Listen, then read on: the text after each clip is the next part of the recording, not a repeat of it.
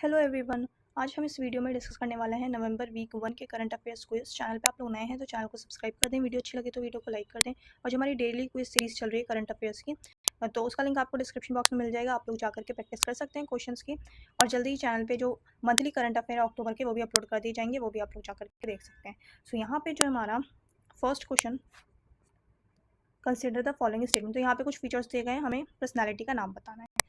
सो यहाँ पे कह रहे हैं फर्स्ट स्टेटमेंट है, he was the head of the committee on minorities in tribal and excluded areas in the constituent assembly. So अगर हम कॉन्स्टिट्यूंट असेंबली की बात करते हैं तो काफ़ी सारी कमिटीज़ थी, तो एक कमेटी थी उनमें से minorities in tribal and excluded areas. So इस कमेटी को के जो चेयरमैन थे या जो हेड थे वो कौन थे? वो थे सरदार वल्लभ भाई पटेल। सो सरदार वल्लभ भाई पटेल जो थे वो इस कमेटी के हेड थे। सो यहाँ पे आंसर होगा हमारा सरदार वल्लभ भाई पटेल। और बाकी स्टेटमेंट्स भी देख लेते हैं। सेकंड स्टेटमेंट की अगर हम बात करें, he served as the first Indian municipal commissioner of Ahmedabad and was it elected municipal president.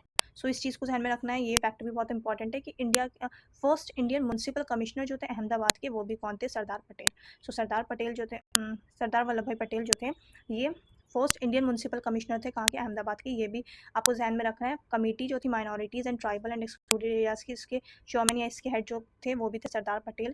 Third statement की अगर हम बात करें, he chaired 46th session of the Congress. So 46th session की अगर हम बात करते हैं कांग्रेस की, तो 46th सेशन हुआ था कांग्रेस का 1931 में। सो 1931 में ये सेशन हुआ था और इसके चेयरमैन कौन थे? इसको चेयर कौन कर रहे थे?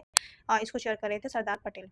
सो यहाँ पे जो हमारा राइट आंसर होगा वो होगा option number C, Sardar Vallabh Bhai Patel. और एक चीज़ और, सरदार पटेल को patron saint of India's civil servants भी कहा जाता है। तो इस चीज़ को भी आपको ध्यान में रखना है, patron saint of India's civil servant कहा जाता है सरदार वल्लभ भाई पटेल को। अच्छा, और एज ए अगर हम बात करें, यहाँ पे कमिश्नर थे, ये अहमदाबाद म्युनिसिपल कमिश्नर थे अहमदाबाद के। सो यहाँ पे इनका टेन्योर भी इंपॉर्टेंट हो जाता है, ये भी आपको ध्यान में रखना है, 1924 टू 1928। सो 1924 से 1928 तक ये एज ए म्युनिसिपल कमिश्नर थे अहमदाबाद के, और ये फर्स्ट इंडियन म्युनिसिपल कमिश्नर थे। इस चीज़ को ध्यान में रखना है। सो यहाँ पे 1, 2 एंड 3 जो स्टेटमेंट है ये किस पर्सनालिटी के बारे में बात कर रही है? ये करिए सरदार वल्लभ भाई पटेल के बारे में। सो हमारा जो आंसर होगा वो होगा यहाँ पे option number C. The next question is, consider the following statements. तो यहाँ पे जो है ये स्टेटमेंट्स दी गई, यहाँ हमसे पूछा है नॉट करेक्ट, मतलब जो इन दोनों में से इनकरेक्ट स्टेटमेंट है हमने वो बताना है। सो यहाँ पे नॉट करेक्ट पूछा है। स्टेटमेंट 1 की अगर हम बात करें, the world meteorological organisation is the UN's principal organ focused on atmospheric sciences, weather, climate and water resources. So यहाँ पे जो है ये यूएन की प्रिंसिपल ऑर्गन नहीं है, ये यूएन का स्पेशलाइज्ड एजेंसी है। सो यूएन की स्पेशलाइज्ड एजेंसी है, ना कि principal organ. That's why statement 1 जो है हमारी यहाँ पे इनकरेक्ट हो जाएगी। सेकंड स्टेटमेंट की अगर हम बात करें, अच्छा, और यहाँ पे अगर हम बात करते हैं वर्ल्ड मीट्रोलॉजिकल ऑर्गेनाइजेशन की, तो इसमें जो टोटल मेंबर्स हैं वो कितने, इसमें जो टोटल मेंबर हैं वो कितने हैं? 193 कंट्रीज़ है। सो 193 जो है मेंबर कंट्रीज़ हैं, और इंडिया जो है वो भी पार्ट है। इंडिया भी पार्ट है WMO का, वर्ल्ड मीट्रोलॉजिकल ऑर्गेनाइजेशन का। इंडिया भी एक मेंबर है इन 193 कंट्रीज़ में। और ये यूएन प्रिंसिपल ऑर्गन नहीं है, ये यूएन स्पेशलाइज्ड एजेंसी है। तो इस चीज़ को ध्यान में रखना है, 193 मेंबर हैं इसके। और सेकेंड स्टेटमेंट की यहाँ अगर हम बात करें, The WMO comprises the World Meteorological Congress, serving as the highest decision making body. So यहाँ पे जो है स्टेटमेंट 2 ये बिल्कुल करेक्ट है कि वर्ल्ड मीट्रोलॉजिकल ऑर्गेनाइजेशन जो है, इसमें वर्ल्ड मीट्रोलॉजिकल कांग्रेस भी आती है जो कि हाईएस्ट डिसीजन मेकिंग बॉडी है। सो यहाँ पे स्टेटमेंट 2 बिल्कुल करेक्ट है, बट स्टेटमेंट 1 इनकरेक्ट है, बिकॉज ये प्रिंसिपल ऑर्गन नहीं है, ये स्पेशलाइज्ड एजेंसी है। और इसमें 193 मेंबर कंट्रीज है, ये चीज़ भी आपको ध्यान में रखना है।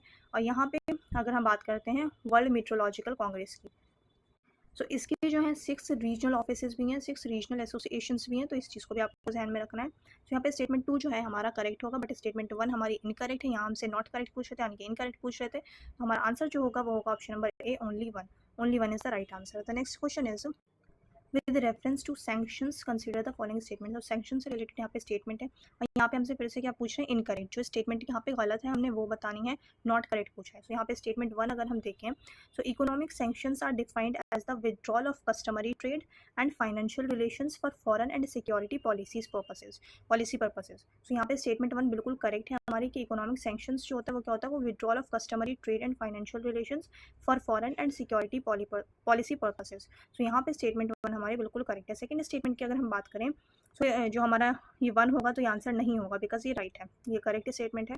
सेकंड स्टेटमेंट की अगर हम बात करें, sanctions can be imposed by individual countries और international bodies like the United Nations. So यहाँ पे स्टेटमेंट 2 भी बिल्कुल करेक्ट है कि इंडिविजुअल कंट्रीज भी सैंक्शंस लगा सकती हैं, सैंक्शंस इम्पोज कर सकती हैं, और इंटरनेशनल बॉडीज जैसे कि यूनाइटेड नेशंस हो गई तो ये बॉडीज भी इम्पोज कर सकती हैं सैंक्शंस। तो यहाँ पे स्टेटमेंट 2 जो है ये भी बिल्कुल करेक्ट है। हमसे यहाँ क्या पूछ रहे थे, इनकरेक्ट पूछ रहे थे, नॉट करेक्ट पूछ रहे थे। सो हमारा जो आंसर होगा वो होगा option number D, neither 1 not 2। So D जो होगा हमारा राइट आंसर होगा। The next question is, consider the following statements regarding unpaid work. So unpaid work basically यहाँ पे क्या होता है, unpaid work refers to activities that individuals particularly women engage in without receiving monetary compensation. So यहाँ पे statement 1 बिल्कुल correct है। अच्छा, यहाँ पे हमसे करेक्ट पूछ रहे हैं, हमने करेक्ट बताना है। तो यहाँ पे जो होगा A1 जो है बिल्कुल स्टेटमेंट करेक्ट है। So unpaid work refers to activities that individuals particularly women engage in without receiving monetary compensation. So यहाँ पे सेकंड स्टेटमेंट की अगर हम बात करें, subsistence production such as farming for personal use is not considered part of unpaid work. So ये statement यहाँ पे इनकरेक्ट होगी, बिकॉज इसे भी कंसिडर किया जाए, जो पर्सनल यूज़ के लिए फार्मिंग की जाती है उसे एज ए अनपेड वर्क ही कंसिडर किया जाता है। यहाँ पे लिखा है नॉट कंसिडर्ड, दैट्स वाई ये स्टेटमेंट जो है हमारी इनकरेक्ट होगी। थर्ड स्टेटमेंट की अगर हम बात करें, sustainable development goal 5 aims to achieve gender equality and empower women with target 5.4 focusing on recognising and valuing unpaid care. So यहाँ पे स्टेटमेंट 3 जो है बिल्कुल करेक्ट है। SDG का 5 गोल नंबर 5 जो है वो किसके लिए, वो जेंडर इक्वालिटी के लिए है। सो यहाँ पे स्टेटमेंट 3 एंड स्टेटमेंट 1 दोनों ही करेक्ट है। हमसे यहाँ पे करेक्ट पूछ रहे थे, तो हमारा आंसर होगा ओनली 2। सो ओनली 2 स्टेटमेंट जो होगा हमारे यहाँ पे राइट आंसर होगा। सो ऑप्शन नंबर बी जो है ओनली 2 यहाँ पे हमारा राइट आंसर होगा। The next question is, consider the following statements. तो स्टेटमेंट नंबर 1 है, stratospheric aerosol injection is a solar radiation management method that injects reflective sulfate aerosols into the stratosphere to scatter solar radiation। सो यहाँ पे statement 1 जो है बिल्कुल correct है। यहाँ पे हमसे नॉट करेक्ट पूछ रहे हैं। सो स्टेटमेंट 1 यहाँ पे हमारी करेक्ट है कि स्ट्रेटोस्फेरिक एरोसोल इंजेक्शन जो होता है वो basically solar radiation management method होता है, जो कि इंजेक्ट किया जाता है सल्फेट एरोसोल को कहाँ, स्ट्रेटोस्फेयर में, ताकि जो सोलर रेडिएशन है वो स्कैटर हो सके।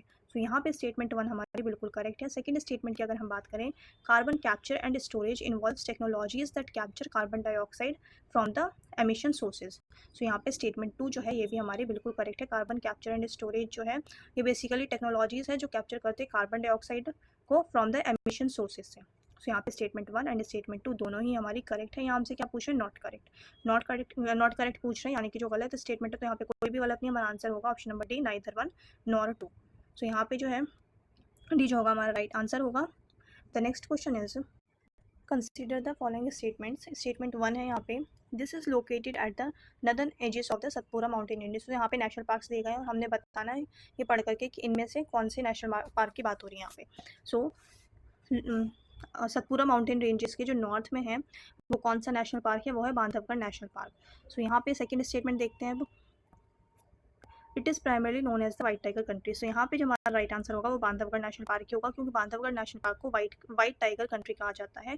वाइट टाइगर कंट्री कहा जाता है, ये फैक्ट आपको ध्यान में रखना है कि वाइट टाइगर कंट्री कौन से नेशनल पार्क को कहा जाता है, बांधवगढ़ नेशनल पार्क को। और ये बेसिकली कहाँ सिचुएटेड है, सतपुरा माउंटेन रेंजेस की अगर हम बात करें तो उसके नॉर्थ में सिचुएटेड है Bandhavgarh national park.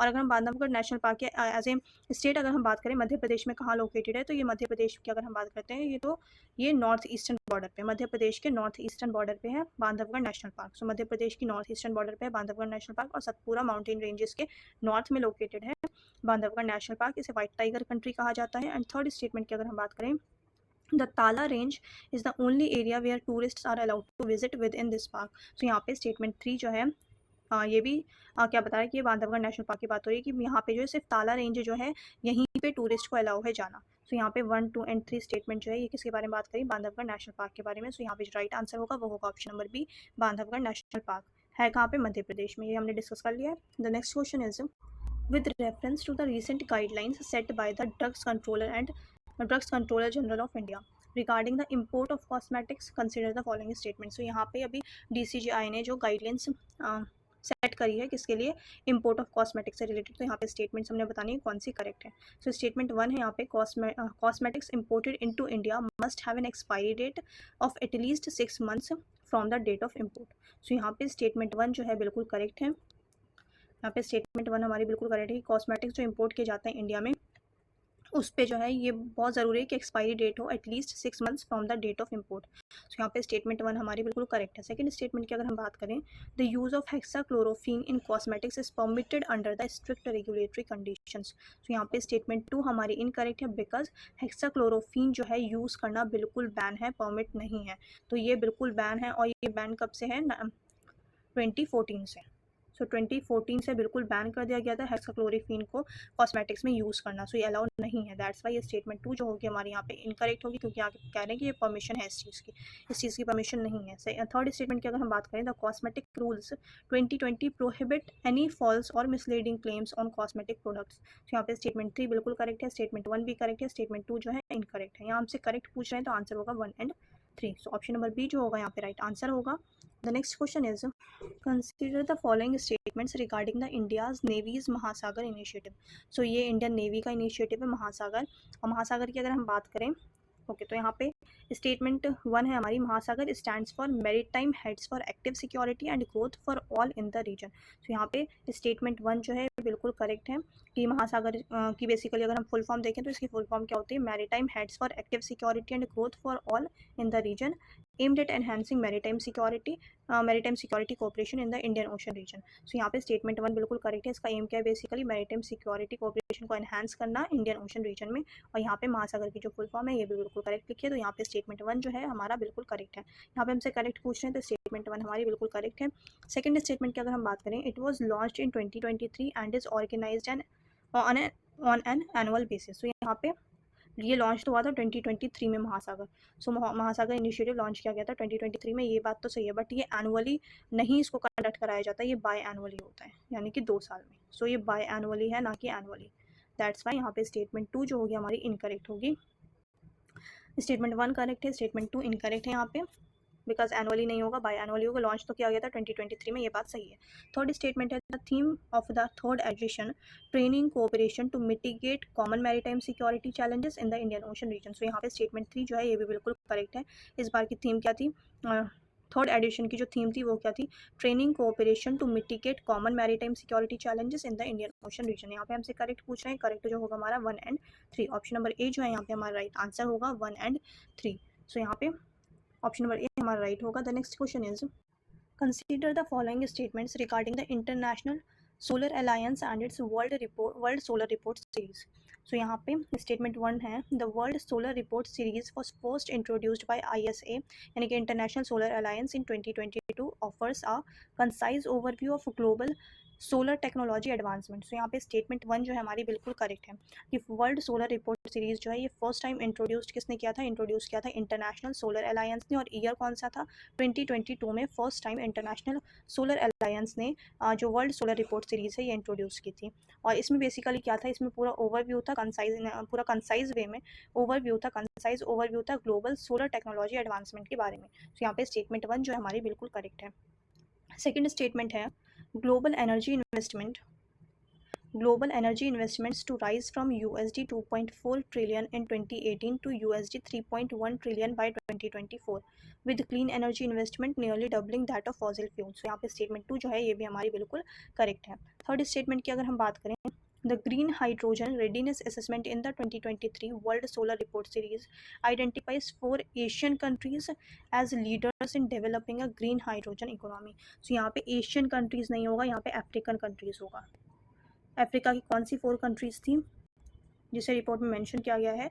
So Egypt, Morocco, Namibia and South Africa. So ये 4 कंट्रीज़ थी, ये अफ्रीकन कंट्रीज़ है, ना कि Asian countries. That's why statement 3 जो है हमारी इनकरेक्ट होगी।